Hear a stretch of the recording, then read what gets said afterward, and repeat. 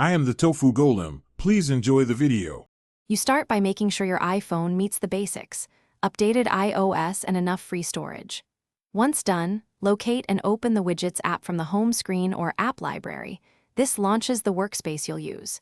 If the app requests permissions, grant them so Widgets can access calendars, location, or photos. Now tap the plus or new widget button to begin creating. This first action creates the container you'll customize next.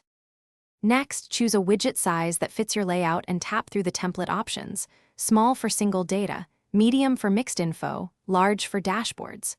Once selected, link data sources like calendar, weather, or reminders, and pick a theme or color to improve readability.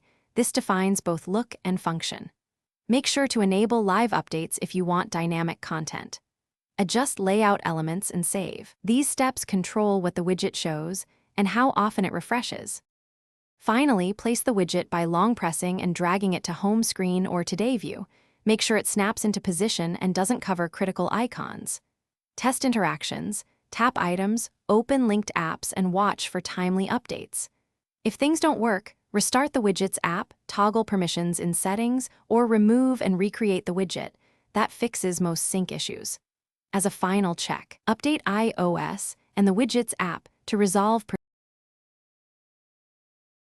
Thanks for watching. Consider subscribing if we helped you today.